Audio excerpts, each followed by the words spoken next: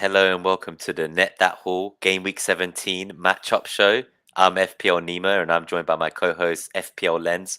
How are you, Gabriel? Nima, hello. It's nice to see you, my friend. We're rushing to get this one in, aren't we? We just promoted it 30 seconds ago. Yeah, I don't think anyone knew we were going live today. And if anyone wondering as well, especially if you've just tuned in, I don't dress like this normally, but it's a prelude to next Monday's Ali G episode when I'll dress up. We'll be having some fun on air with some forfeits for live viewers and live likes. So we'll see how that goes.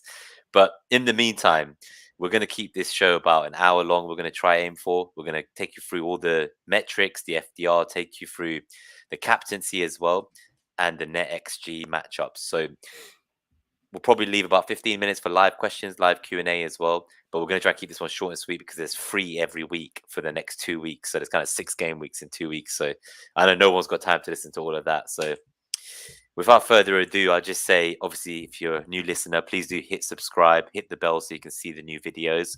Hit like if you enjoyed the show today. You can also find us anywhere you listen to your podcast, including kind of Spotify, Apple, and Google. If you're listening on Apple, please do leave a review. That's really appreciated. But I think we're just going to go straight into the show from here and start with the FPL philosophy of the week. So FPL philosophy of the week this week comes to us from Janis Joplin. Those of you maybe too young to know who she is, a counterculture icon from the States. Definitely look her up. She's quite an impressive individual. Her quote is as follows: "Tomorrow never happens. It's all the same fucking day, man." And I think I chose this quote because we keep being surprised by certain events in FPL and events with COVID, and we really sometimes I feel like why are we surprised? We've been here before. We've done this many times, and if we act surprised every single time, is that a sign that we haven't learned our lessons from the past? So learn the lessons from the past. I say these lessons do keep repeating themselves if you don't learn them, and yeah, realize that this is nothing new, and we will get through it. I love that. Not even 2.5 minutes in, and some deep philosophy coming out in this show. So it's like everything's going to be extra condensed today, but we still managed to sneak in a very good philosophy, really fitting in the time. I think you're right.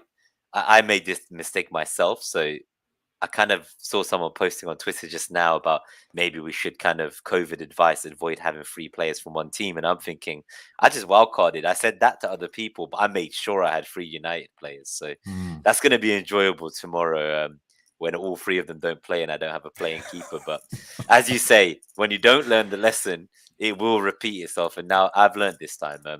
I think definitely tripling up. I'm not looking at it beyond Liverpool, to be honest, rest of the season. I know, right, but Liverpool is kind of a must, right? You can't go just with 2.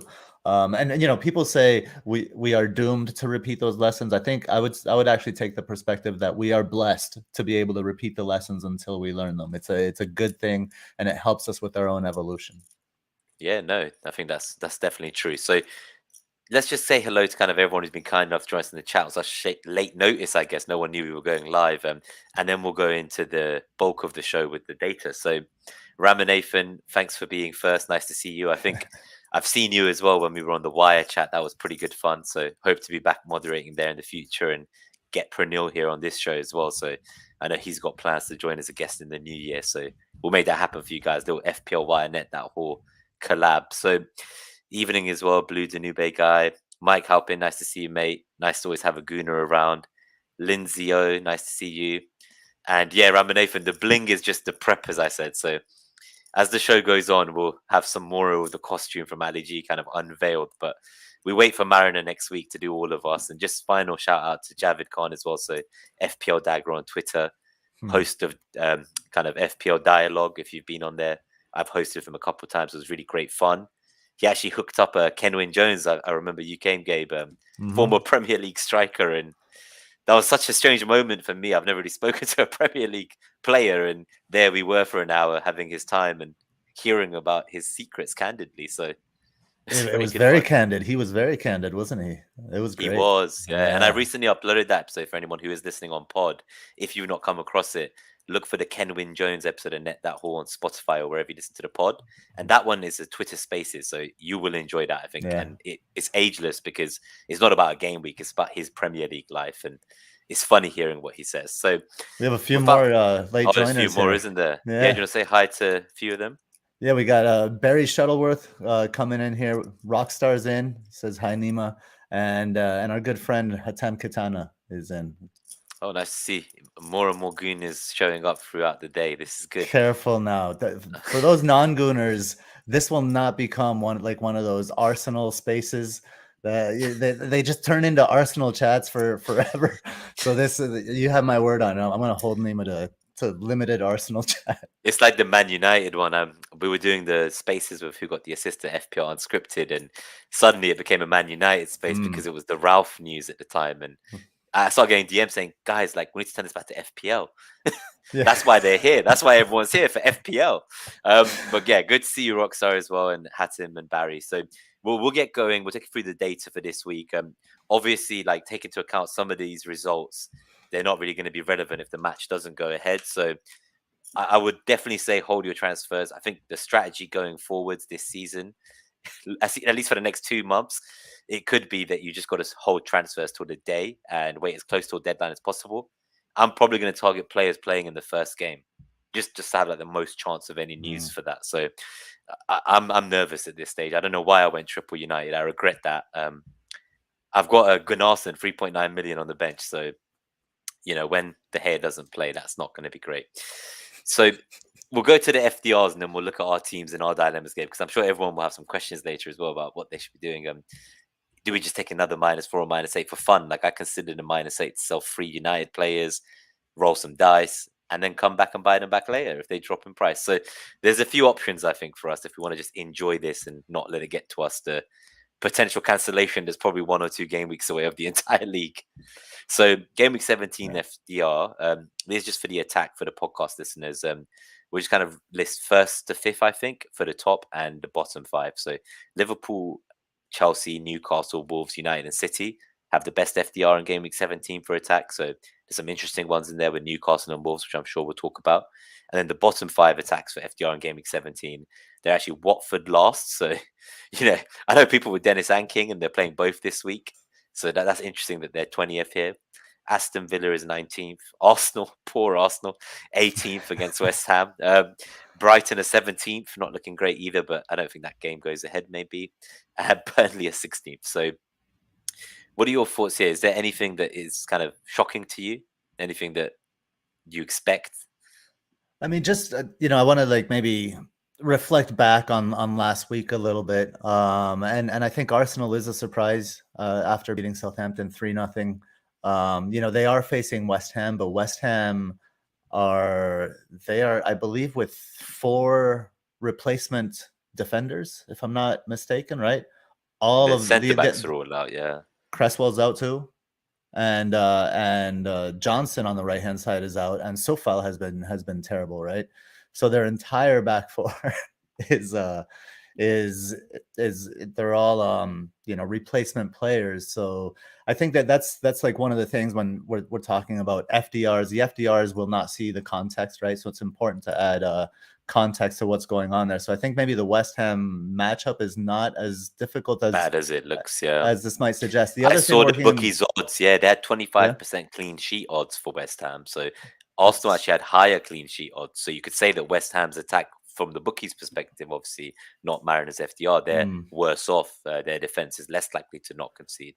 That's interesting. And we can get to kind of clean sheets odds when we go to NetxG in the second model with the percentages of goals and stuff. Nice, yeah. So the percent of 0 goals for one team will be the percent of clean sheet for the next team. That'd be interesting to compare that to this then, yeah. Exactly. So you've got your metrics battling each other. So we've got the FDR, which was always the core of the show, the engine room, as Mariner calls it. But now the NetxG, the new baby born of Net, that whole, this data is going to destroy the FDR one day, maybe. Well, unless the FDR is like the Borg and it just assimilates the NetxG and uses it in its own calculations. And so anyway, we'll update everyone on the battle of the machines at some point. But yeah, I think Arsenal attackers are good options in this game, despite the if you had Smith Rowe, for example, and you'd held on to him through the blank, you'd probably play him this week. Well, what I like about Smith Rowe, hopefully, if we talked about Smith Rowe, I believe with Mariner on the show, on the matchup show last week, and if he plays that inside left, right, then or even if he's a little bit wide, it's fine. But he'll be going up against Sofa, who's really been struggling defensively. So I like Smith Rowe's direct matchup here in this one. Those have been kind of burned by him in recent game weeks, I think, can have hope for this game week in this matchup. I like that. What about Leeds, I guess? So I have a feeling that this game that we're all looking forward to, it's not going to be as easy for City. So firstly, there's questions of whether it will go ahead because there was apparently some positive cases at City. So that's not looking great in itself. Hopefully it does go ahead. But secondly, like, we told people not to rush to get the City midfield against Wolves last week because Wolves did well against Liverpool. And we said you could wait till the Leeds game. That's when you want your City mid. We've heard Gundogan's got back problems. Then we got told he's fine. Then we got told there's positive cases. So it's like, even that game now, like City, technically, you would have thought maybe you want to get at least 1 or 2 mids from there this week, right? But I'm not so sure if this is going to be like a dodgy Bielsa masterclass, like a 1-1, and Mahrez comes on as a sub and scores or something. Yeah, that worries me, that game. It's not as easy as I thought, even with the injuries to like Calvin Phillips and others. I think Leeds played beyond their capabilities against Chelsea, and I don't know if they can repeat that away, like at the Etihad, that quickly. And I mean the one thing about City players that's interesting, they rotate so much that rotation almost doesn't affect them sometimes as a team. You can just plug and play and put people in different areas, and they'll come up with something. So I think City assets are pretty safe. I actually like the defenders quite a bit. Obviously, Cancelo will be suspended. You're for this doubled up game. Still, right? I am, and that's something, that 5 at the back, the big 5 at the back that I have. It's I talked about this last week as well. It's a decision that I made, and if I were to try to change course now, I would fall behind in other transfers, like catching up on midfield or moving out players with COVID or players that are injured. Like I brought in Conor as my Alchemist, and then he got a thigh injury or game suspended. Then he got a thigh injury. He only played a few minutes, and then he hasn't played since. So I have things to take care of. And I actually quite like both City and Chelsea defense this week. Yeah, no, they were looking high up as well, and I'm sure we'll see in the NetxG. But what do you think about Newcastle so high? So there are tiers, right? We have Liverpool and Chelsea kind of in a top tier, right? So they're like 3.6. Yeah, I was going to say just for the podcast listeners, if you read them up. Yeah, 3.5 for Chelsea and 3.6 for Liverpool. And the next tier would be Wolves and Newcastle, which is really interesting, at 1.2 respectively. We know Wolves is playing Brighton, who have also lost all of their defenders. I shouldn't laugh. It sounds like that game might not go ahead either. That game, with COVID. Yeah, and I mean, take all of this with that caveat. I think they have 42 players, right? That you mentioned. Who've tested positive, up from 12 the week before. Yeah, it's the highest it's been since testing began in the Prem last May. But it's never been this high. I know, and then it's going to get worse. It is getting worse. But Newcastle here, tied with Wolves. Newcastle's playing Liverpool, and they are third for attack this week according to Mariners metrics. And Liverpool have had like the most. We need to ask him about that one after. If it's suspect, we'll put it out on Twitter and fess up later. But for now, you can tell all your friends that Newcastle are the third best in Mariners FDR for attack this week. Well, and this is where this is one of the strengths of the FDR, or is that it's impartial. It doesn't give a fuck if you criticize it, right? It doesn't listen to noise. It doesn't listen to noise, but it also doesn't listen to context. So again, there's context here, and I think.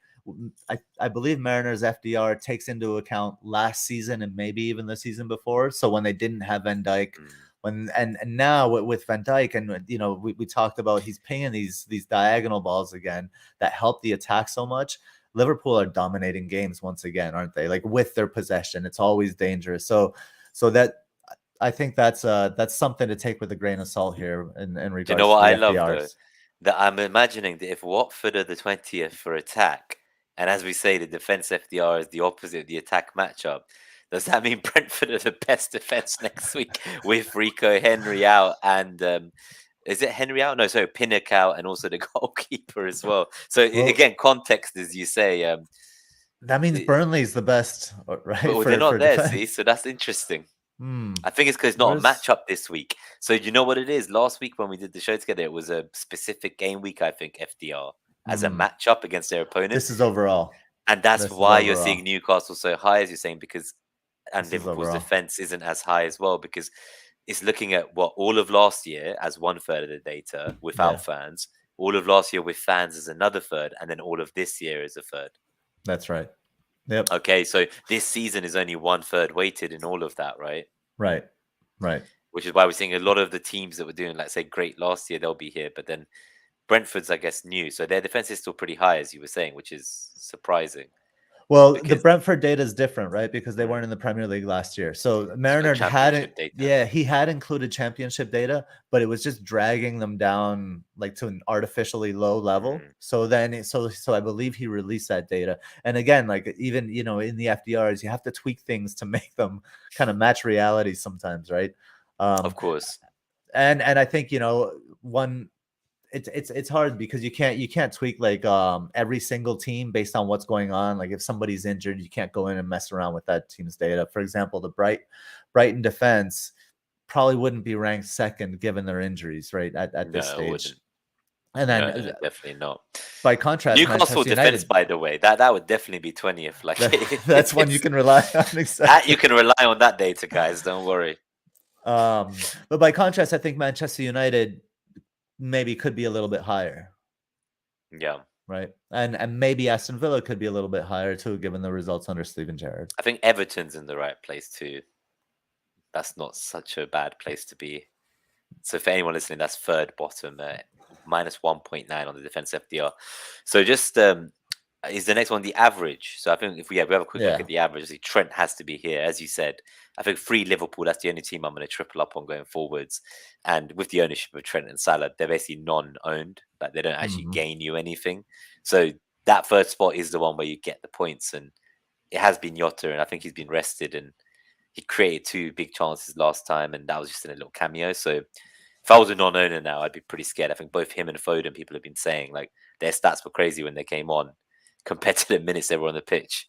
So I'm definitely keeping an eye on those boys. But does Foden's ankle injury worry you at all? Because obviously Man City are first for everything, like average of defense and attack on the FDR. Like, what do you think about triple City? Because is it really just Liverpool, or would you triple City?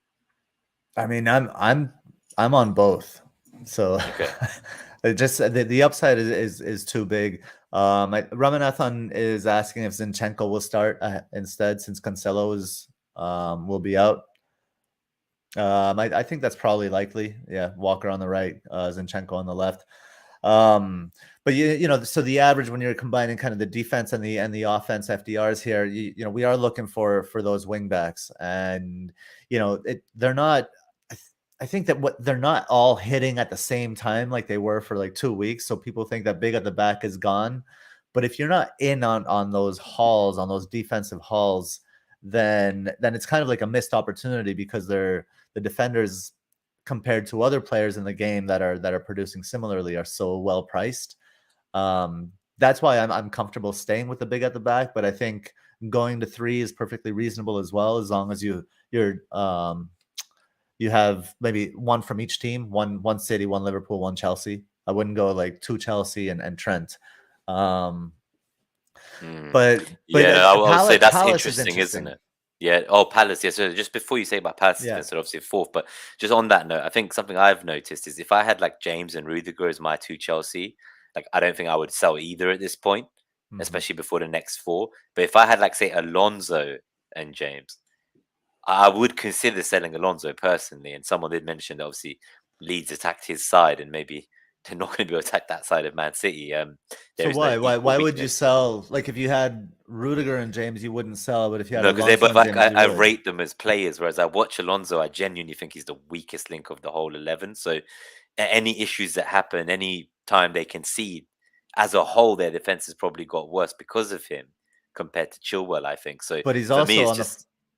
He is, but 4 points we saw, right? It's like that's not mad. Like, that's not the end of the world. Like you want a 17 pointer. That's the excitement. I guess you could keep him, but I can see why you might go for a better mid or a better forward. Like if you wanted to get to a Dennis or a King or a Watkins, or you want to get to a Bowen, Foden, Jota, Bernardo, any of these players, right?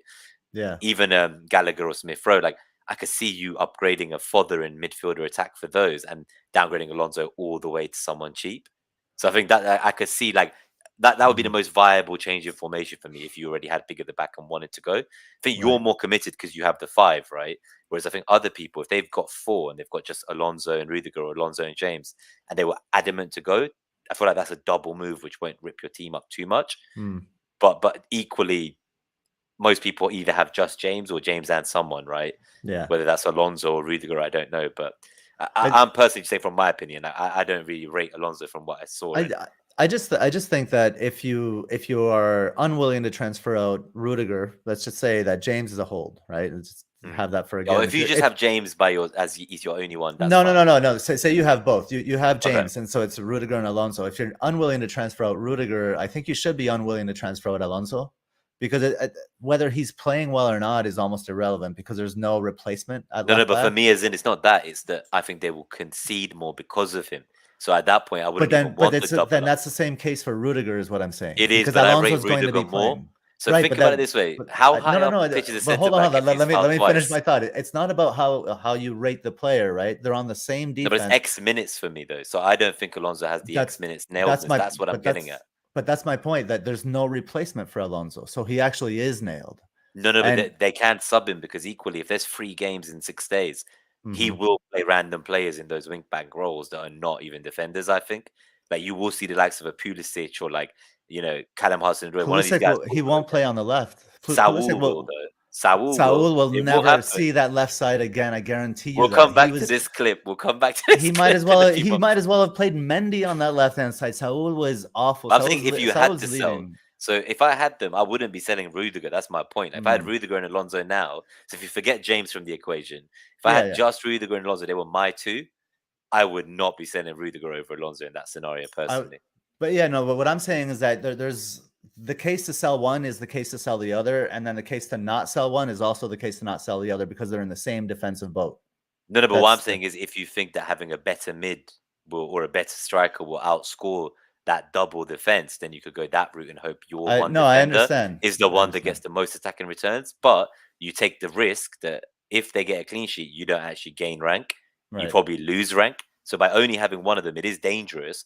But I think that's where the template was shifting anyway. So you might see more of that as time goes on. And you may be one of the last few kind of almost getting differential points from big at the back because that's the way it's going right now. And you're going to stick to it. And I think that's the right choice because if you've gone that way, you should stick with it because it will pay dividends in the long run, right? So someone else about Van Dijk in here, and he's the 3rd highest scoring defender so far.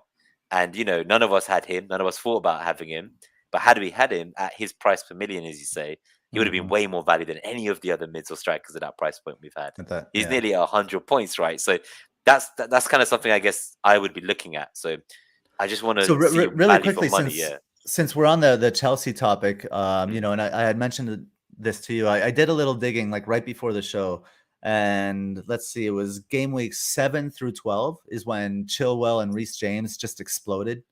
Chilwell started in game week 7, then Reece James joined him in game week 9, I believe, and they hauled until game week 12. And I looked at the mids to see which mids were playing, and Jorginho played game weeks 9 through 13, and Conte played 10 and 12.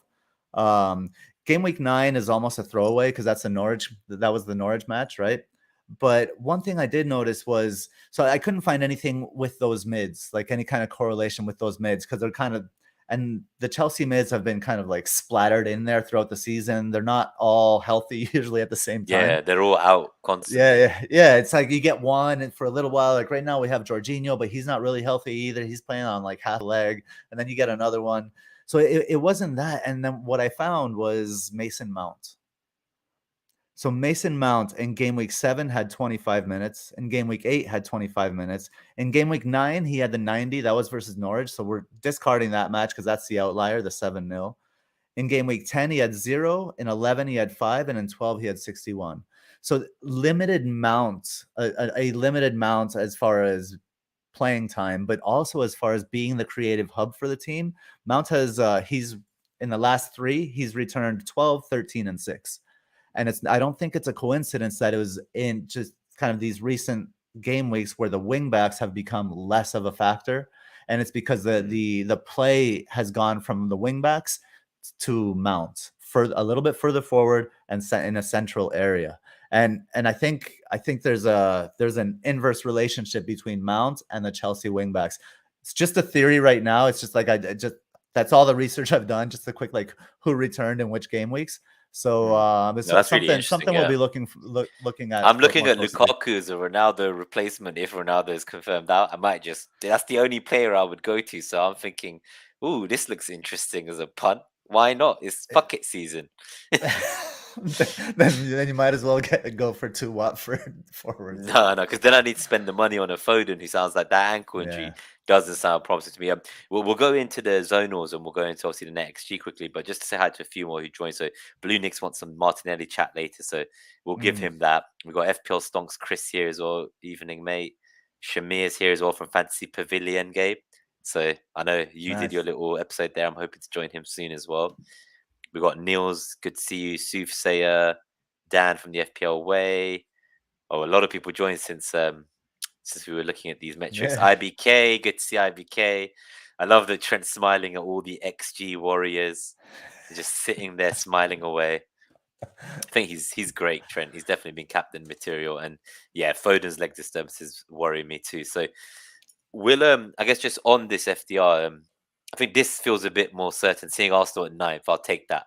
Seeing them at 18th for whatever that was earlier, that's definitely including a lot of faulty periods in long stretches of data. And the home away would be very different. That's one thing about you guys. The away is horrendous. It's that one of it's relegation level. That's when Mariner busts out his evil laugh at Arsenal. It's like that parrot meme he has now. I always hear his voice when I see that parrot laughing. It's always him, the evil man. Hello to Amund as well. So, all right, let's go to the zonal matchups for Gameweek 17 and beyond then, Gabe. Okay, so let's see. Some of the interesting zonal matchups here are when we look at zonal matchups, we're looking for kind of a big disparity between left, right, and center. So the first one we have is Aston Villa against Norwich.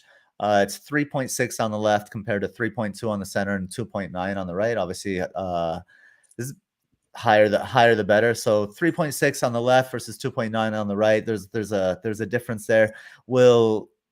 I'm not sure how healthy Ings is. I know he got some minutes in the last game week. I mean, I think, again, caveat, Villa is one of the teams affected by COVID, so we don't even know if this game will happen. So, but I have to say, I'm very interested in Ollie Watkins. I like what I've seen from him in terms of his sharpness, whether he plays in the center or on the left. I think he's been productive in both areas, and the matchups here, if he gets moved to the left, it could actually be a good thing. We're looking at the long range matchup, the game week 17 to 20 for Villa is 3.3 on the left compared to 3.0 on the center and 2.8 on the right. So even if he does get moved to the left, I like his value, and he doesn't play. Let's see, Ollie Watkins plays in the next 10 matches, 7 of those 10 matches are against teams ranked 14th or below in the Premier League table. And the other 3 are Chelsea, tough matchup, United, getting tougher, but they've been leaky as well, and Brentford, who are 10th in the table and whose defense has fallen off a cliff since Raya went down. Yeah, well, I'm looking at it on the big screen now because it's so hard to see the numbers on my small screen. I'm trying to look on the, but wow. So yes, I think I see what you mean. I know that Watkins has risen as well in price recently, which that's upset me because he's risen a couple of times now since the last game week. He is someone I have my eye on, and I'm not very convinced by Antonio. And I kept him. I paid 0.2 million more for the bastard on wildcard, so I sold him for 7.7, bought him back for 7.9. I was going to keep Tony for the Watford match. Heard he had COVID. Then I had to buy Antonio back anyway because there was no other forwards. Now I hate him and I wish I'd had Dennis as well as King. And now I'm like Watkins. So as you say, I've still got Antonio. I'll think about it. But definitely Antonio to Watkins is something I am considering, even though the prices to pay are basically the same now for me. And I missed all the rises, but I would still potentially go for Watkins, I think. I think Watkins is 7.6.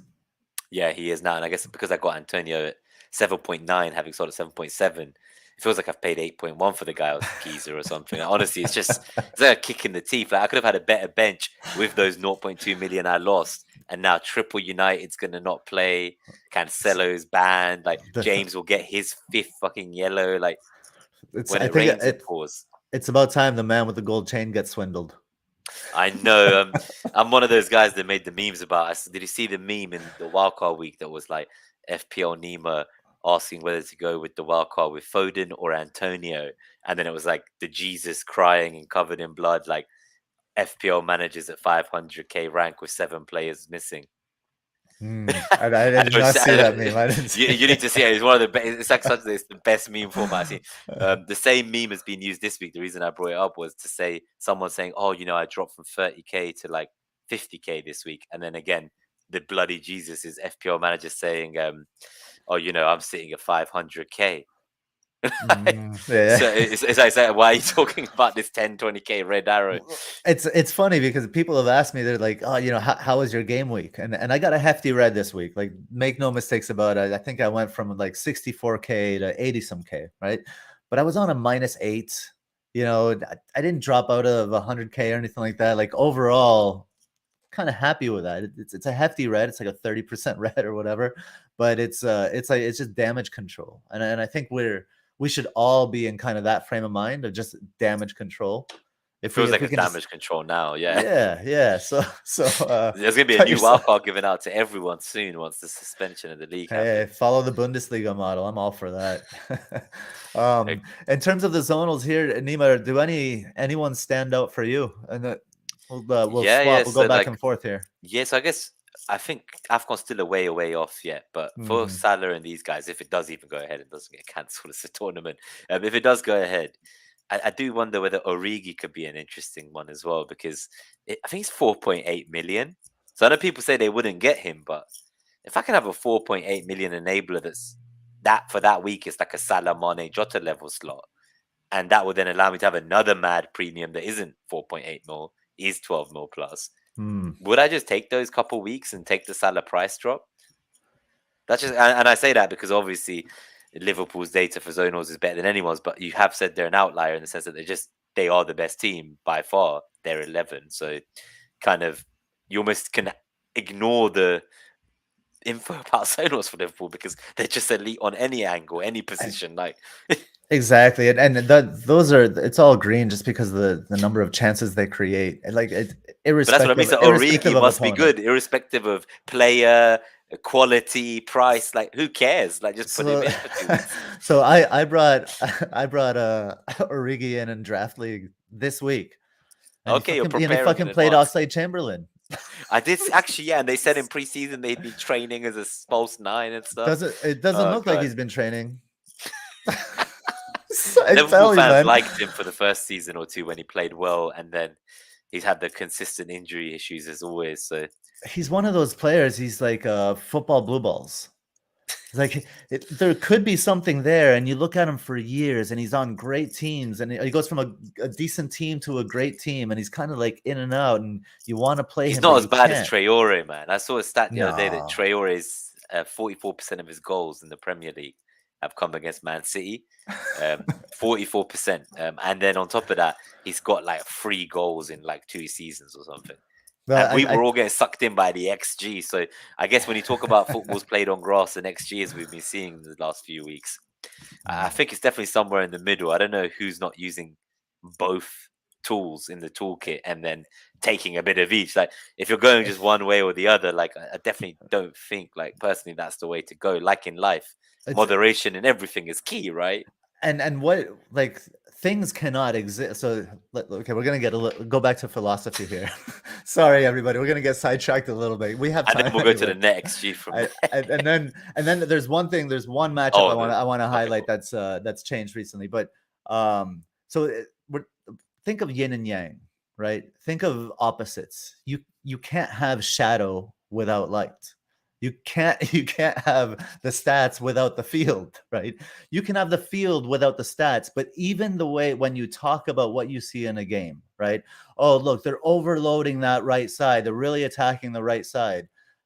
That's because the number of times they've gone down that right side is more than the times they've gone down other sides.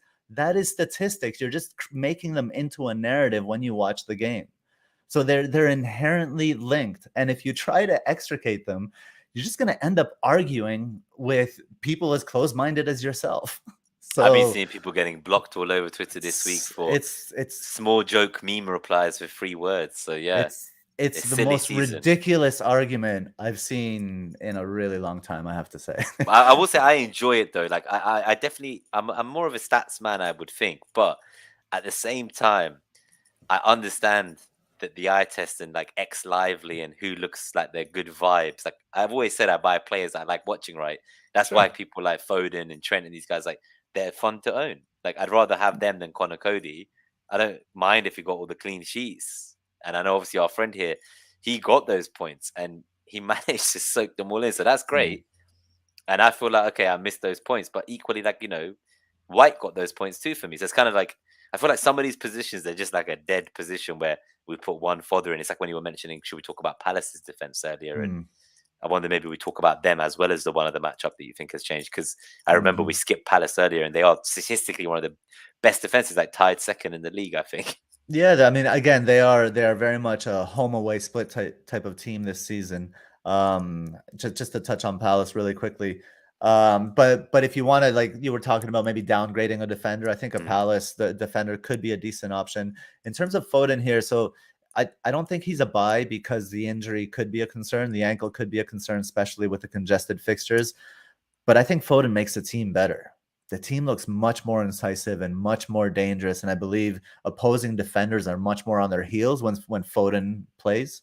So if you have Foden, I think Oh, I think he's a hold for I think sure. he's a hold, and you should be happy you have him. I wish I I had think him. he's I a guess good they ad. might not have Bernardo, so they might be scared. They think it should downgrade to Bernardo. But at this Mhm. point, I would keep Foden, and you Yeah, would I you would agree. hope he starts against Leeds if that match goes ahead. Again, let's wait to see who has COVID from City too. So every team seems to have cases at the moment. It must be like half the league. There's like 6 games that could be postponed, I think. Mm, So let's keep an eye on it. And some of them we won't know about till after the deadline. And I'm pretty sure some pressers, their news won't come out till post deadline too, especially the embargoed quotes for tomorrow night for right. the fixtures the following day. So I think it's going to turn into Yeah. savage season. And I do like the idea of like a nailed on Mitchell over like a Lamperty. Like I would Yeah. rather want him now in this crunch and have that Palace underlying defensive number, but also the nailed minutes, not a regular injury doubt. So I can definitely see why you would go that way. I guess on that note, I own Bowen and Antonio on that wild card, and Mhm. it's really painful because I was going to bench Bowen against Arsenal. But now that Cancelo got banned and obviously 3 United players aren't playing, it looks like both the West Ham boys will be playing against me. So I'm going to be watching that game, wanting a big Arsenal win. And it's a 6 pointer, as they say. So let's see how that goes. I don't like that I own Antonio and Bowen in that fixture, but I let's see mean, if a look free at the two maybe.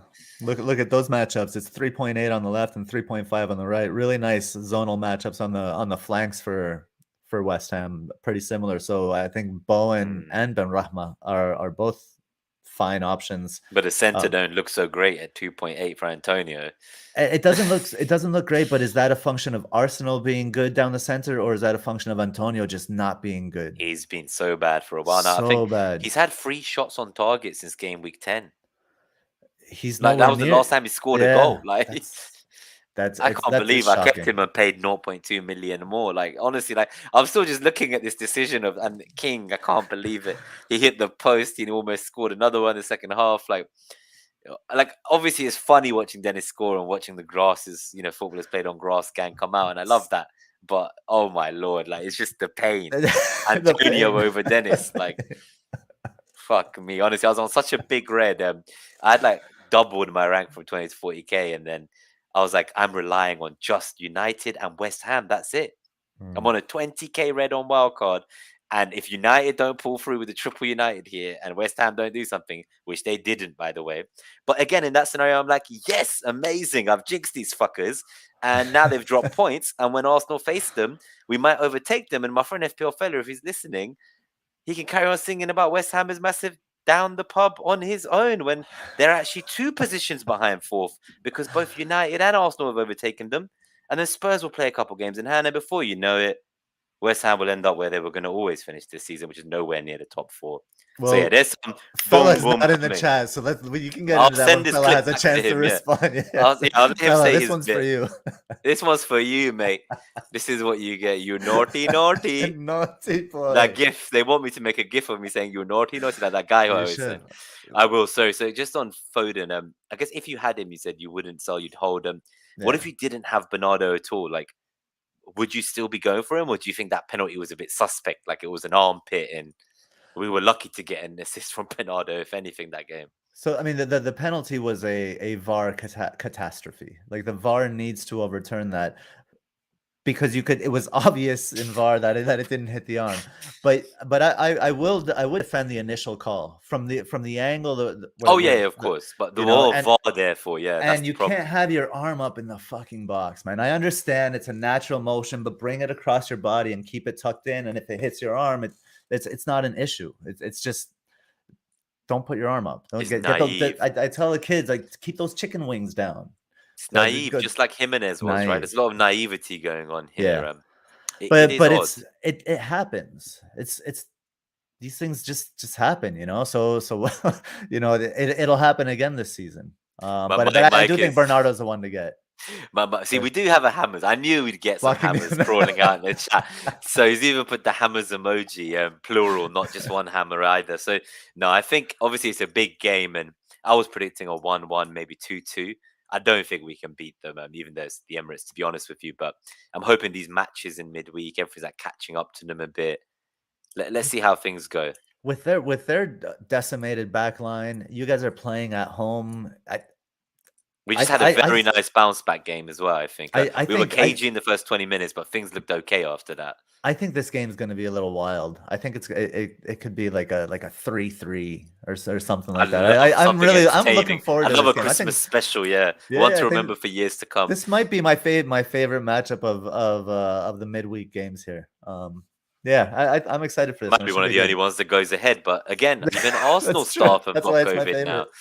Arsenal staff have COVID too. No players yet, but they're testing them in their cars now. They're not allowed into training in the morning without passing the test first in the car. So they've returned to like pre-project restart measures. I think this Omicron is like 200,000 cases a day in the UK now, and they're saying it's doubling every 2.5 days. So soon it will be the dominant variant. It's only 20% of the cases at the moment, but I don't know how long the Prem's going to go on for, honestly.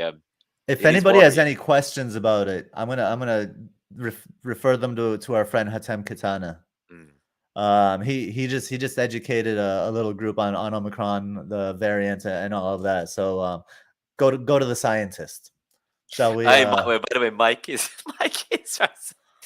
so this is something I would say, like Arsenal, that team that, like, I remember many years ago there was a Boxing Day fixture against Southampton, and I sat down excited to watch it just after Christmas, and then we get like beat 4-0, and then you see like their record for the last 10 games, and it's like L L L L L D D L L L W 4-0 Arsenal.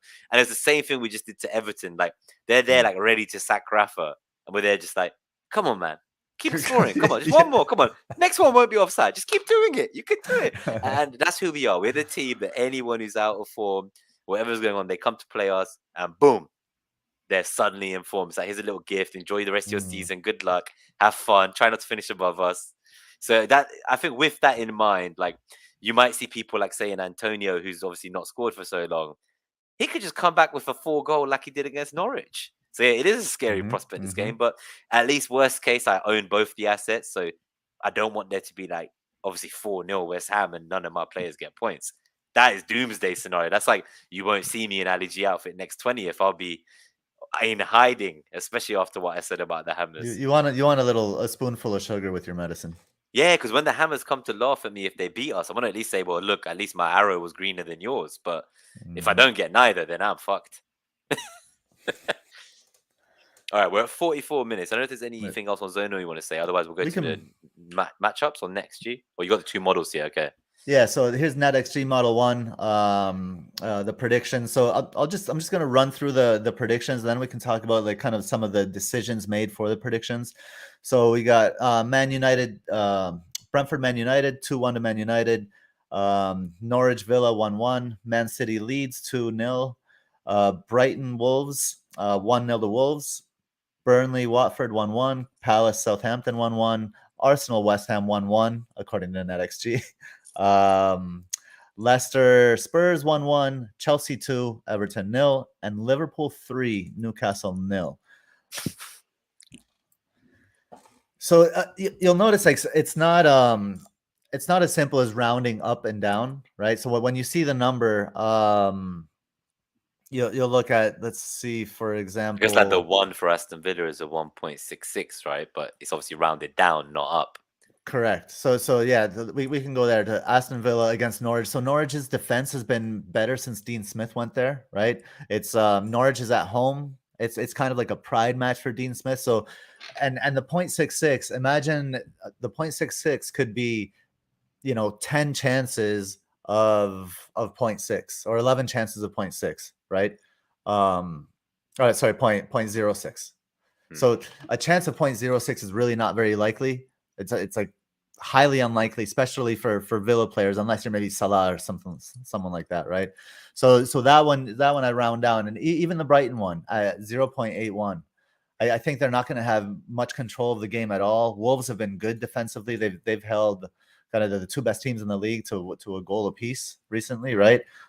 Despite going down a man down in the previous that's hilarious game. as well. Like yeah, and definitely VAR is there to either protect the big boys club or just sheer incompetence of each other. So they're not going to overturn each other's choices because they don't want to make their colleagues look bad. That's how shit the British Referee Association is. So shout out to them as well. Here's what I think. I think that the players on the bigger teams are better players, and better players know how to continue contact in order to get the result that the team needs. Like call the guy dive, who was in front of David Luiz, right? Like the guy in front of David Luiz who stuck his own foot up and 100%. embedded it into Luiz's knee, and Luiz got a red. 100%. Or like Ronaldo falls over and it's a penalty, but Tomiyasu gets dragged down by a United player. Nothing, not even looked at. That's correct. learn how to use it to your advantage. Know what the perspective of the referees are, right? And if you feel a tug a certain way, like it's like judo, right? Or aikido, where you use the other person's momentum. Like you feel a tug a certain way, and you keep going in that direction, and you get like you have a job to do, and your job is to win the fucking game. Sterling in the semi-final. So yeah, we see it all the time. It's like the players from the high-paid teams. I remember Poch used to actually say that he felt that diving was a part of the sport, being South American and all. No offense, mate, but that was his own words, right? So it is a part of the sport. It's a big part of the game, right? It's a huge part of the game. There's a lot of physicality in the Brazilian leagues, for example, right? And it doesn't really get straight red carded. Like people just kind of batter each other a bit. Right. You have to. Diving is a way to make defenders afraid to tackle you. So if the psychology of the game is an integral part of the game, which it is, diving is part of that. Just Poch said they used to train it. That's what I mean. So he said at Spurs they did the training drill. I teach 6-year-olds to dive. So if you want to send any hate mail, I'll give you a PO box number where you can send your glitter box. Bring it my way.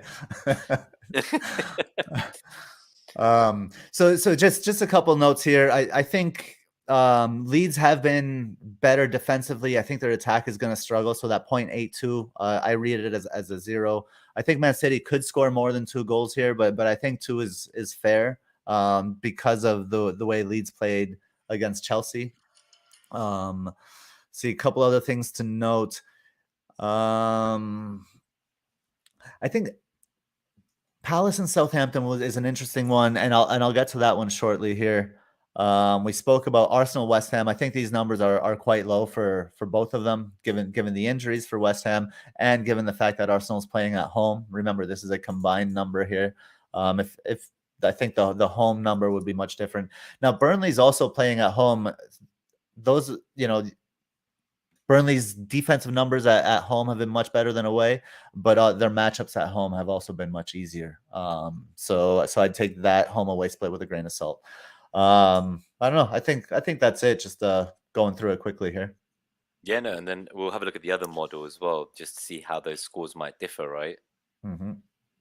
So this is, as you were saying, like the 0% percentage goals for anyone listening on pod. That's obviously like a clean sheet odds, and then you've got the 1 goal, 2 goal, 3 goal, 4 goals for each team, right? So yeah, we won't like read out the table for the podcast listeners, because I think even for the visual listeners, it's probably a lot to digest, let alone audio. But if you do want to see the NetxG models, do come here and we'll timestamp both the models. So. And we can walk through it just really quickly, not through all of the numbers, but kind of just a little bit of a tutorial on how to read it. Exactly, I think that's a good idea. So they're color coded per column. So if we're looking here at the column of 0% of 0 goals, the highest percentage is 42% for Leeds and 42% for Newcastle. That's why they're the darkest green. And the lowest percentage of 0 goals is Liverpool at 9%, right?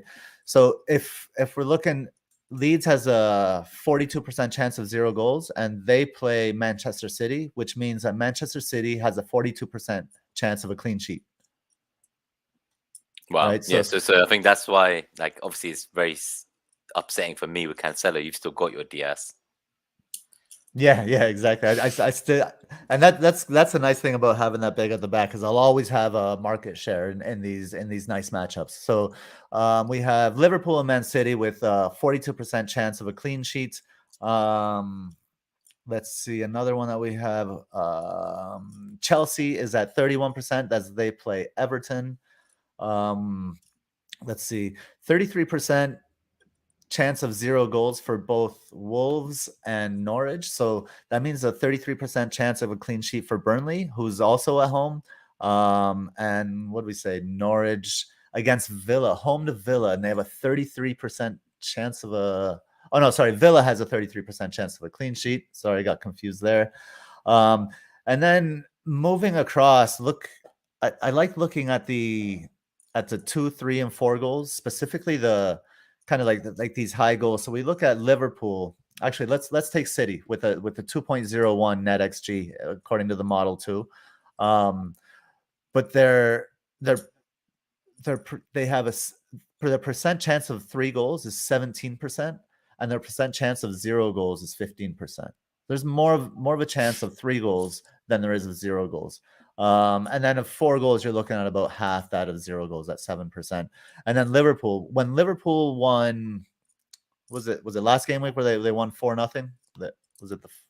That last was the 1-0, right? The 1-0, yeah. The 1-0. It was before that. The 4-0. It was the highest Liverpool. The highest percent chance for 4 goals, and Liverpool was at 9% in that game week. This week they're at 11% chance for 4 goals. So the game week where they were at 9% chance of 4 goals, they scored 4. This week is more likely than that game week that they score 4. So, I mean, obviously, it doesn't take a genius to figure out that Liverpool against Newcastle is a good matchup for those attackers. No, of course not. But Wolves seem very likely to score as well, so it doesn't bode well for their opponent's defense. Right, they have the highest likelihood of 1 goal, right? And Wolves face Brighton.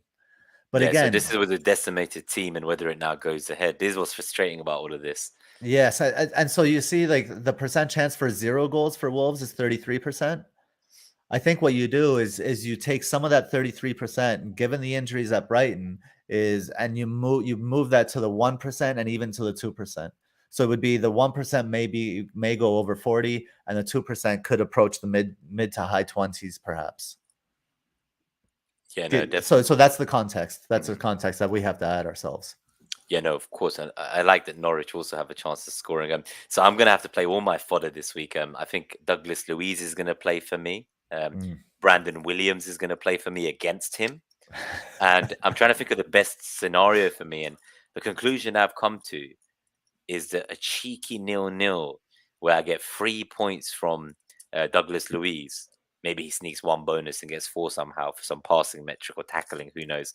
And then on top of that, I get like a 9-pointer from Brandon Williams with 3 bonus on the clean sheet. And then I'll be there looking at this and like I'll be like, oh yeah, I'm so glad I benched Ronaldo and Dallo for Douglas Luiz and Brandon Williams. So I'm still here being optimistic. You know the type of It's manager I am. I'm not taking hits. I'm not taking no hits to buy replacements for like the that's COVID players.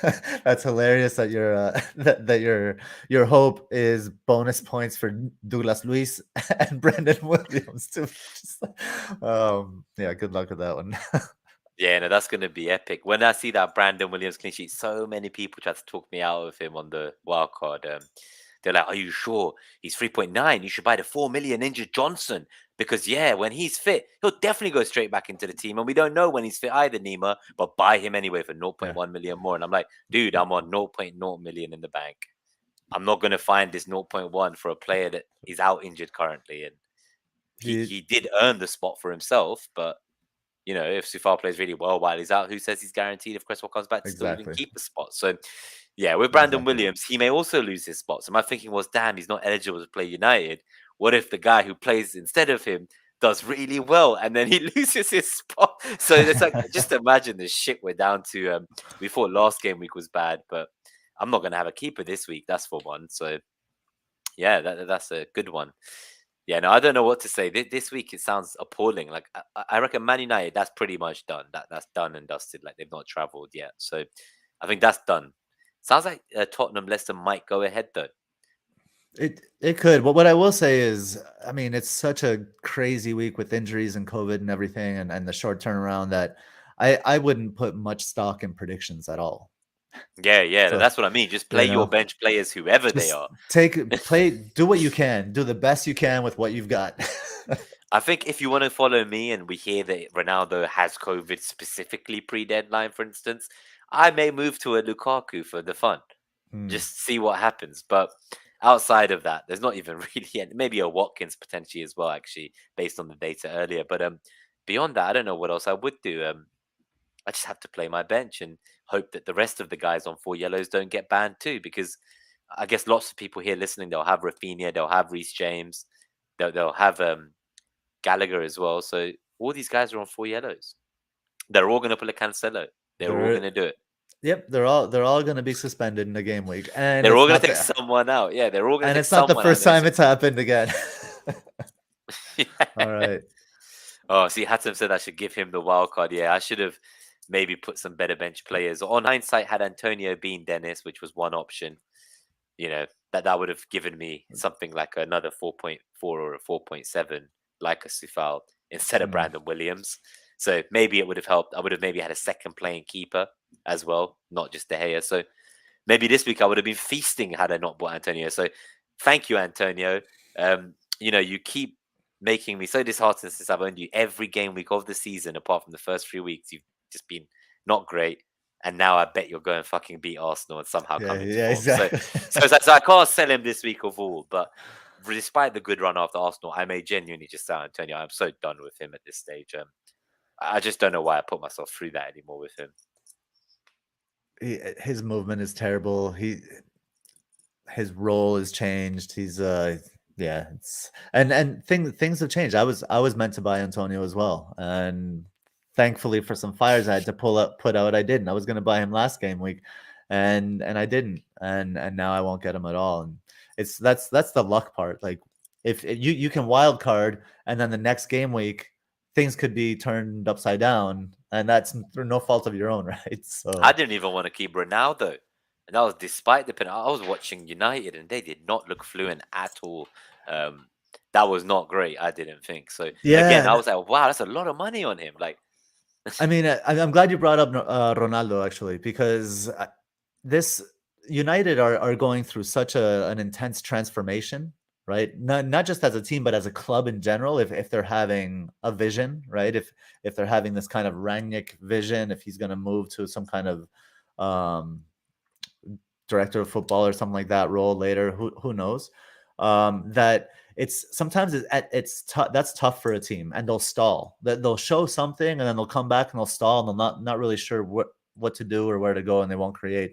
So I think those matches are to be expected, and I think Ronaldo owners, it, all of the reasons you brought him in are still they're still in play. And right? we saw what happened. 9 points from just a pen. Like, so Exactly. it's like And it ended well, but I guess what I'm trying to say is that was like it wasn't necessarily like right decision, right outcome. It felt very much like kind of it could be a very bad decision over the long term, but there is nowhere else to put my money. There is just Salah plus him. So yeah, I mean, like I think both sides of that argument were validated.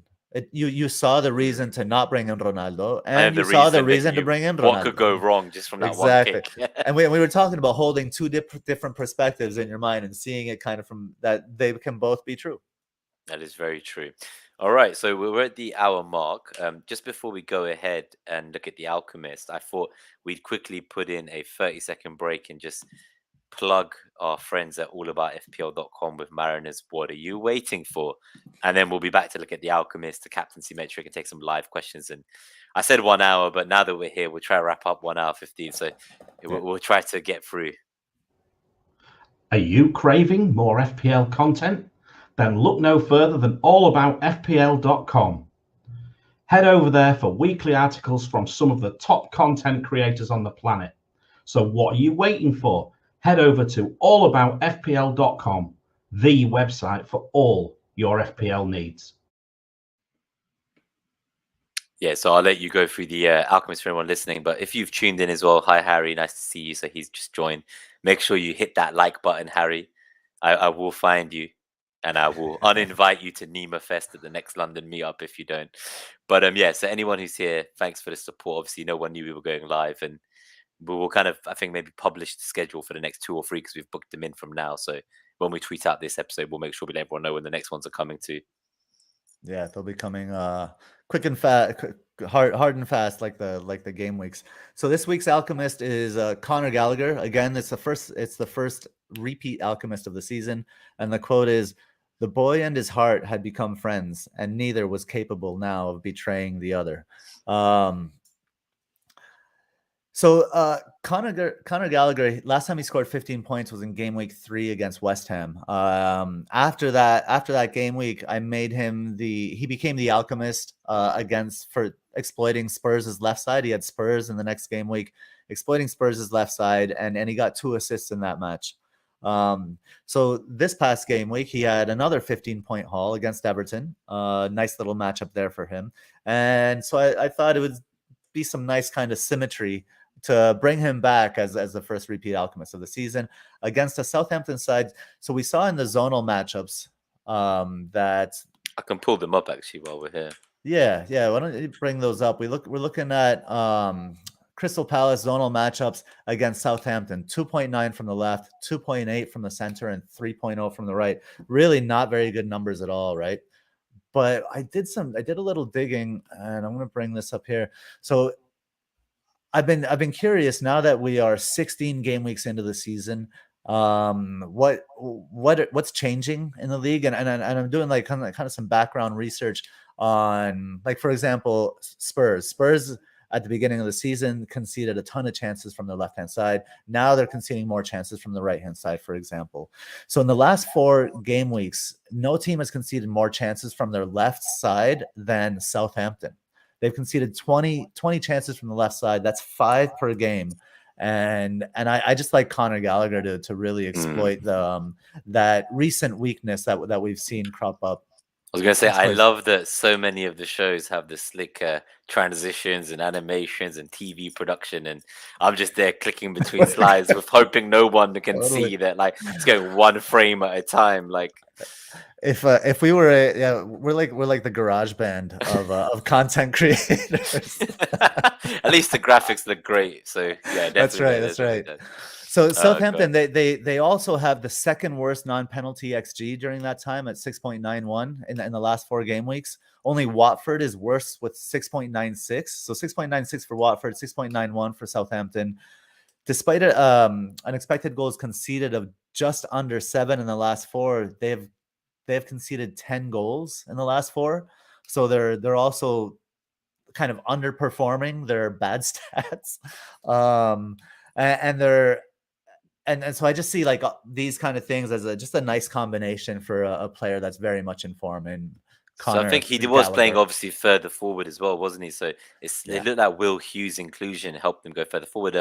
I don't know how Vieira can play him further back when he sees what he's capable of when he's given a more free flowing rule, but I don't know role. how Sorry. Chelsea doesn't, yo-yo him back. Well, they kept Loftus-Cheek, I guess, over him for now. But Yeah. I have a feeling that whatever price Palace thought they could pay for him, like that's out the window.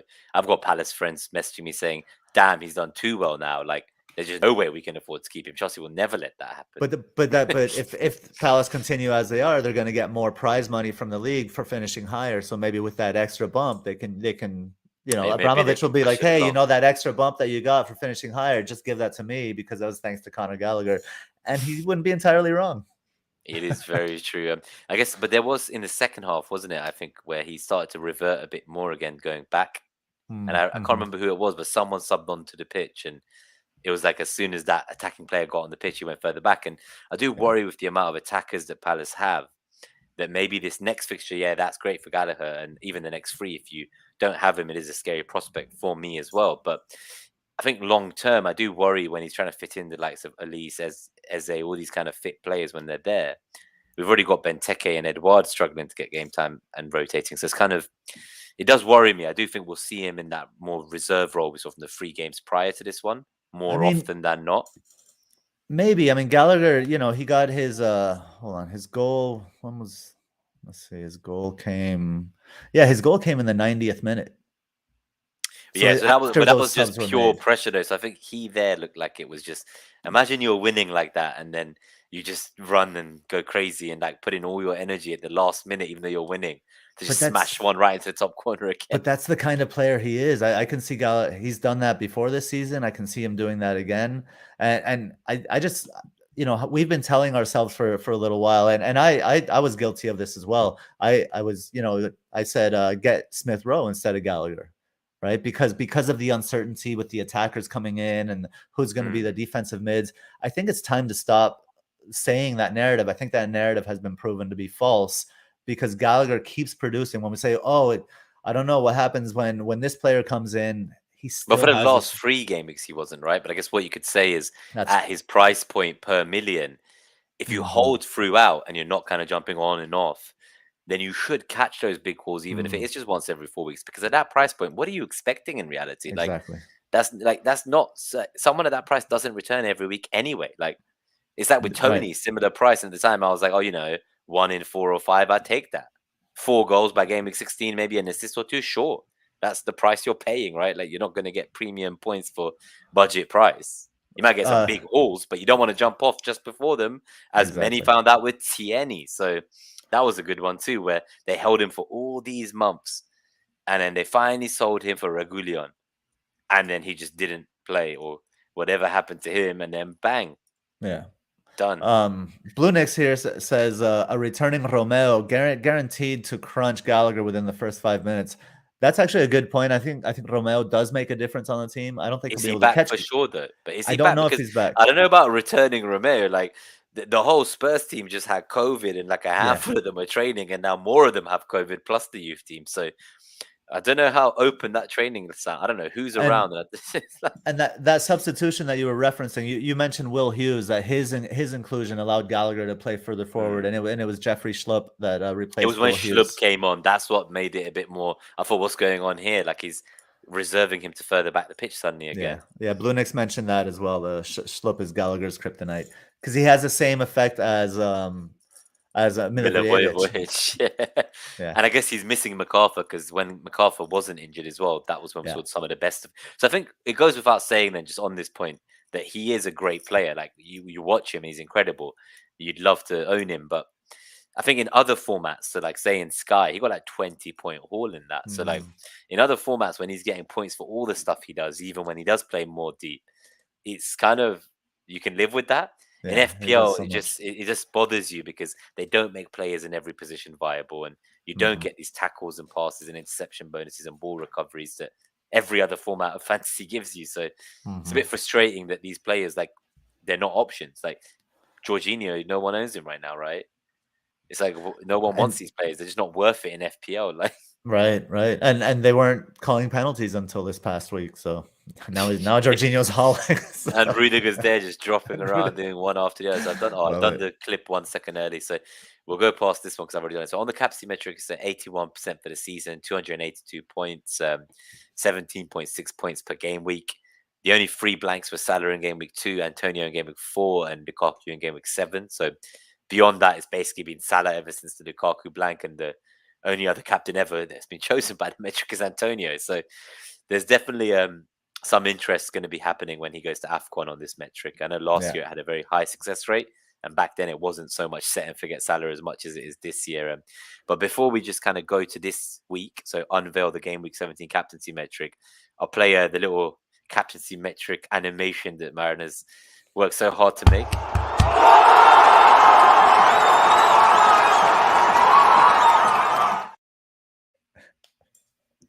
Yeah, so I done that one. That felt good. And yeah, this is really it. This is the end of the content, and then we're going to go live. And if you got questions, guys, start putting them in the chat from now. So, I mean, this is start putting those questions in the chat because this will not take more than 30 seconds. Salah, really easy. 42 Newcastle as well. It's Salah. He's against Newcastle.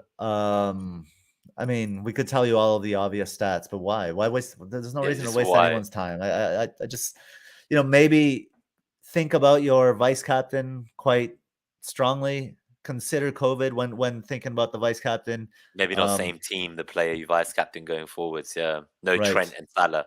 Right, exactly. So, if you want to go with one of the City boys.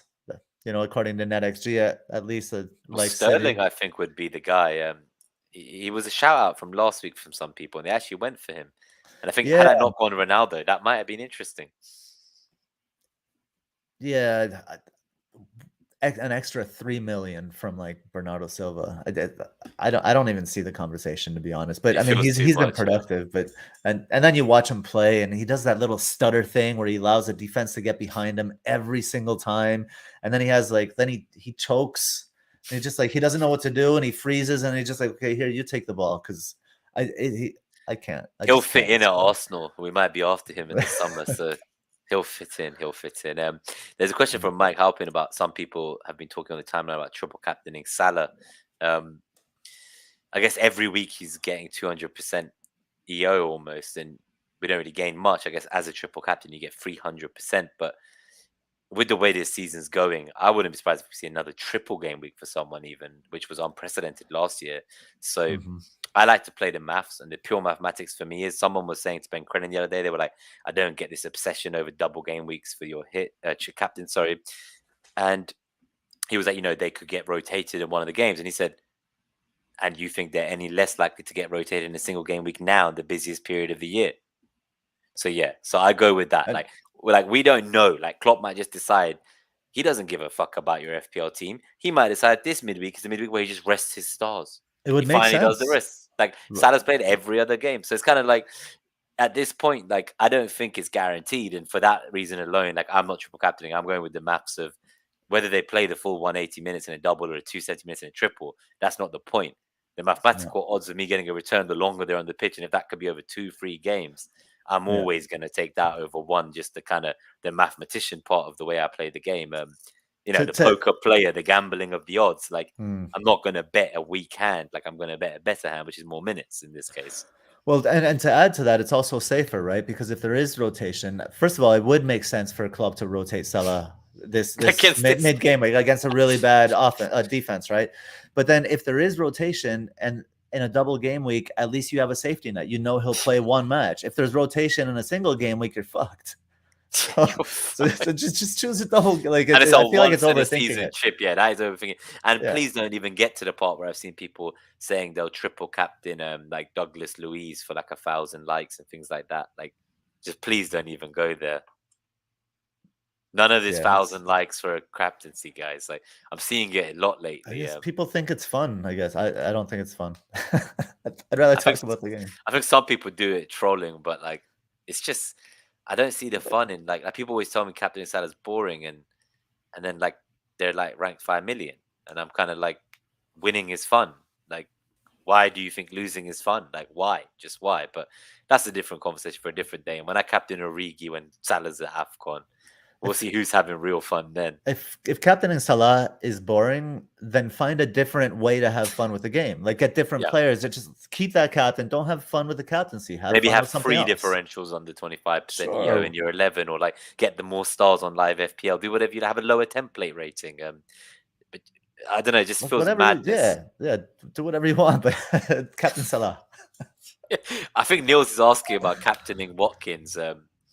Obviously, he's here at 72 on the metric. I mean, is that I'm not sure if that's a captaincy question, or but I think I think that might just be his question for the live Q&A. Let's get to the live Q&A then. Yeah. Okay, yeah. I'm here like talking about how he wants to captain him, but I think that's after what we just said. Yeah, there we go. Slapping to reality if that's pleasing, man. So yeah, so Watkins, yeah, I love Watkins. I know a couple of people who actually moved early on Antonio to Watkins this week. Yeah, like that's a tough one. If I didn't have all these issues with COVID, like I would consider it. But as it stands, like I was gonna roll, and I don't even know if I'm gonna field 10 because I know I'm not having a keeper. So now the question is, do I even field 10 in the outfield? Like that's, and it's 1 week after wildcard. Like wow, I think I'll be looking at another hit 3 in 2 weeks. It'd be great. I might take a -4 or -8. Like I said, Ronaldo to Lukaku could be interesting. Antonio to Watkins, so that I don't have to play Antonio against Arsenal. That could be quite good. You're not going to do Ronaldo to Lukaku because Lukaku is not highly owned enough for you to invest that much money in that player. No, but sometimes I do. No, but sometimes I do that if I'm going to captain him. The problem with this season is I wouldn't captain him, whereas in previous years, that when I had my best finish of about a K, that was because I brought in Aguero and he was only like 5% EO, and I like captained him. He got like 20 points, and then next week everyone signed him, and I captained him again, and he got 20 points again. And then I sold him when everyone was still bringing him in, and got Aubameyang, and RIP to him too, captained Aubameyang, and that went well. But literally, and then that was the Antonio captaincy season. So it was like in my best year, I did take these random ass punts and like buy an expensive player and captain them that no one owned. But Aguero was different breed for me. Like I don't rate Lukaku like I rated Aguero. I think Aguero is one of the greatest strikers of the Premier League era. Yeah, and this season's not the season to be doing that anyway. But no, not with the way Salah's going. But no. So I think Watkins, if you can squeeze him in, I think if you had a structure where if you had no Ronaldo, you could have an Antonio, Watkins, and Dennis, or Antonio, Watkins, and King. You could have a Ronaldo, Antonio, and Watkins. That you could do these things, and I don't see any reason why Watkins wouldn't be your kind of differential pick because the rest of our teams look very similar, right? So like, why not go for a Watkins? Yeah, I think he's a great pick for long term as well. Definitely for long term as well. So we've got some stuff about Mitch. Okay, so add differentials to your team. I'm playing Brown to reduce it. I mean, this was about just find a way to have fun in the game. Just to reduce the template rating. Yeah, so saying Sterling, Mane, Robbo differentials the same. We come. Like the thing is, like for me again, like the whole City kind of potentially not having a game because of COVID, like that worries me. Mane, I don't know. I just can't go there when I've got Salah already, and I do like the double, Liverpool defense, but I think I'd go for Van Dijk at this point. As I said, he's the third highest scoring defender in the game. He's nearly at 100 points. He's cheaper than Robbo, and I think fullbacks are more likely to get rotated over the winter spell. And Tsimikas has looked an able deputy. So again, like why would they not just rest these stars when there's an easy game? I just think you can't. He can't compete with Jota. Yeah, like I'm not paying the money for Mane over Jota, and we saw what Jota's stats look like from 20-30 minutes off the bench. I guess the question is, if we're considering them as a differential, and I guess Robbo versus Jota is. Robbo versus Jota, I think you could. I think that's a debate. Mane versus Jota, or Sterling versus Bernardo. Like I don't know why you would do that to yourself unless you were going to have them as well. Yeah, but spending 3 or 4 million for similar production. Yeah, not for me. No. So we've got Ramaneth is bringing on Mitchell to add to the Brownhill factor. So there's going to be a lot of jokes players. So Ray asks about the United game. If it is cancelled, would you do Ronaldo to Watkins for 1 week? Love you both. Big red heart back at you. Not for 1 week. I do it for about 10 game weeks, and you have to make sure that the Villa game isn't also cancelled. Shit, this is what I mean. Like, and someone asked earlier about if United are cancelled tomorrow, what does that mean for Gameweek 18 this weekend? So I think I saw Crate Digger on Twitter. He actually made a theory, and then Lucy Hynet, she replied and was like, Ben Krellin, do we believe this imposter fraud? And he was like, oh yeah, no, that sounds pretty reasonable. And then he was like, I'm gonna get this printed on my tombstone, Crate Digger said. So he got the Ben Krellin stamp of approval on his double game speculation. So Nice. he basically said that if it gets postponed, because United and these guys, none of them have midweek games next week in the cup. So obviously it's the EFL semi-final. They could actually move those weekends games from Gameweek 18 to midweek, and it would still be part of the Gameweek 18 in the game. So I think even if these teams like United blank now, there's no reason why we should be worried that in Gameweek 18 they'll be gone. So unless I hear Ronaldo's the one with COVID, as I said, then I would sell him because he has COVID. So whether the game's now, this weekend, or like next midweek, and whether it's part of Gameweek 18 or not, doesn't matter. He's got COVID. But unless I know definitively the guy has COVID, I wouldn't set him for the 1 week because I genuinely think they'll still play next weekend's game, even if it's next midweek, and it will probably count.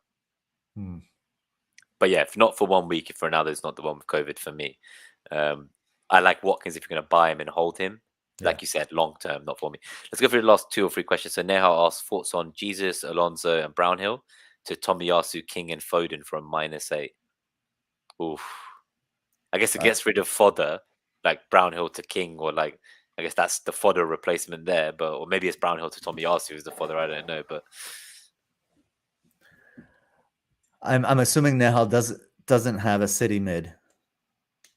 Yeah, so that's which is why he probably has. Jesus has destroyed his heart for the last few weeks, I guess. Yeah, I do see that, but I just, you don't know when Jesus could play. He could play, this week. We talked about it earlier. I don't think it's a good idea to sell Alonso. I'd be selling not Alonso for me. For someone cheaper than Tomiyasu personally, or for like a Sufal. I don't know if like a Sufal, Matty Cash, but maybe he has COVID too. He wasn't in the training videos. On that note, Watkins was in the training videos, guys. So whoever has COVID at Villa, I don't think it's Watkins. It's some proper detective stuff now. Like you need to go find FPL Harry on Twitter, and he's got his binoculars and he's camped outside each of the training grounds. Well, I think not for -8, Nehal. Yeah, like this seems very. Send us your team and send it to us on Twitter and tag us, and we'll have a look at. It's hard to quantify this and not see the other 12 players in your team, because like maybe it's a good move, but we might look at your team and think there's a better looking move, and I don't want to be saying you should do this if I don't really know what the rest of the team looks like. I'm too specific. So Blue Nicks, Odegaard or Martinelli for 5th mid. I think as an Arsenal fan, I'll take this one and say I would go for Odegaard. I love Martinelli, but I would not be kind of bringing him in despite the attractive price. He's not going to get the same minutes. Maybe in AFCON when Oba and Pepe and Partey and Arnenia are all gone, maybe Martinelli's being given minutes and blooded to play centre forward, but I wouldn't go there now. Oba's already gone. No. He's mentally gone. He's been mentally gone for a while by the look of it. 2 disciplinaries in a year. Definitely should be stripped of the captaincy, but that's a different story. And you're going to get in trouble with Ray if you don't pronounce the Norwegian correctly. Odegaard. Odegaard. No, is that Ray? Come watch this when you Ray. No, Ray. What I'm gonna say is, I don't know how I look, Ray, but when you see me tomorrow at this Nima Fest, as we said, you can let me know. But all I know, Ray, is when I've seen you say that. Well, when I've seen you say it, Gabe, the way you got taught by Ray, I'm not gonna lie. It looks like you're gonna be sick while you're pronouncing the. Oh, is that why you're doing that, Odegaard? Yeah, it's like, it looks that. So I don't know what sound I'm making, but I'm just trying to copy the gagging look on my face. But man, it's a Venezuelan trying to speak Norwegian, man. You can't expect too much.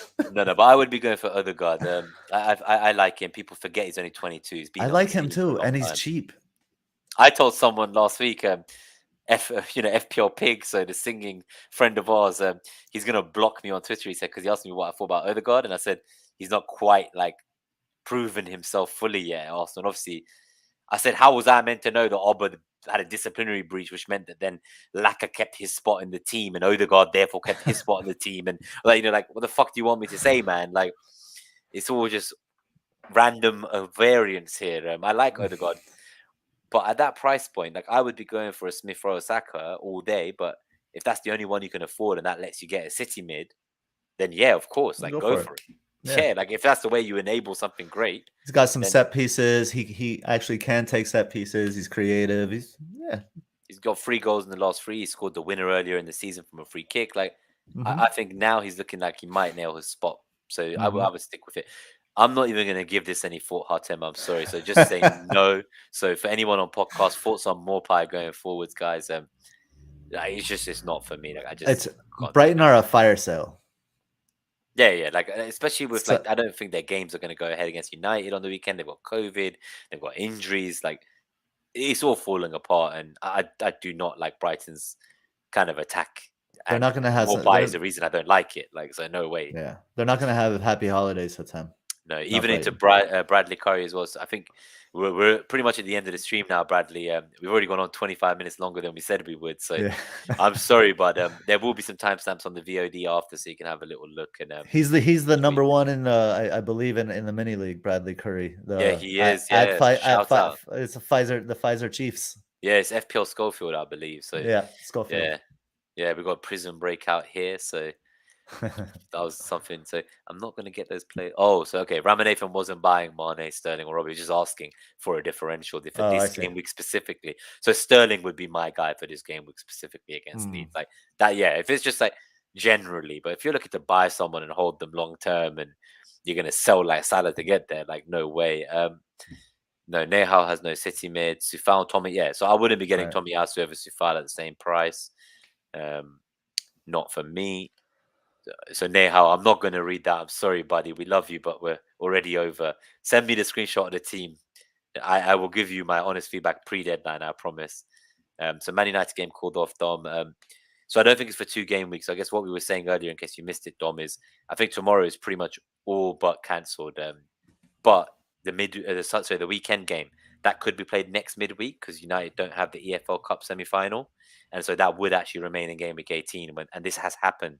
There is precedence in prior seasons. This has happened. So there's no reason to believe that like United will miss more than this game week as it stands. Now, if you hear your United asset has COVID, that's a different story. And yeah, maybe make that jump. Do you want to take this one from Shamir, and then we'll alternate to the last one or two, and we'll answer Nehals on Twitter as well. Shamir, do I ditch the ESR for Bowen or Gallagher? Like we said, if you have one free transfer, roll it if you can. We like ESR's matchup this game week. Roll it, yeah. But ESR to Bowen could be a good long term. Could be a good long term. I think it is, but I wouldn't be looking to move from one attacking asset to another attacking asset in the same fixture. That's always something that I don't really like. I feel like I'm already invested in this fixture. I'm gonna hope my part works out, my odds go my way, and then if I want to sell him, then I get Bowen for the great run that starts the week after. Yeah. So I think I wouldn't go for it yet. And Smith Rowe is so vital to the way we play. I'd love to see him come back in. And there was talks of will he make it back into the 11? Like no, he definitely will. So Bradley's actually dropped down to second in the mini league now. We're sorry, but you're still first for us because I've not checked the live. I should probably, before we go, give a quick shout out to whoever is actually first in the that whole mini league. Then, so we got Bradley as second. So first is Ryan Quinn now. Actually, so Ryan Quinn is back. He is 64 OR to Brad's 85 OR. But importantly, Ryan has used his bench boost in game week 1, his triple captain in game week 3, wildcard in game week 4, and free hit in game week 8. So, yeah, like he's still there. Like I think many people. You're first, Bradley. You're first. You can make it, Bradley. You can make it. And sorry, I know you listen as well to the show, Ryan, but you've used a lot of chips, buddy, and I don't know how long it's all downhill from here, Ryan. Sorry, love you. Glad you're first now. Ant's saying Mariner's paying me too much. So this isn't real gold. These are the Ali G costumes. I'll just get some more pieces out. I will be wearing this next Monday night for the Christmas stream, guys. So before we go, I'll just give you a little preview. So I've got the full yellow Ali G tracksuit. I'm going to make sure we do it. And, we're going to thank you all for helping us get to 1,600 subs. So definitely going to wear the allergy outfit as I promised. So I think that's really it. No more questions. Bradley is very happy to know that he's still number 1 in our hearts. And Shamir says thanks. So thank you everyone for tuning in. It's been a pleasure. I don't know if you want to say any last words, Gabe, before I get us out. No, just really enjoyed the show. Enjoyed the chat. I'm really... just grateful just on such a last minute thing, just as a surprise. We had about almost 30 people in the chat, and it's really nice to see. So we really appreciate that. Thanks for joining us. I will be back with Mariner. When is that show? On Thursday? I believe it's Wednesday, the 3 o'clock UK slot, is it? in 2 days.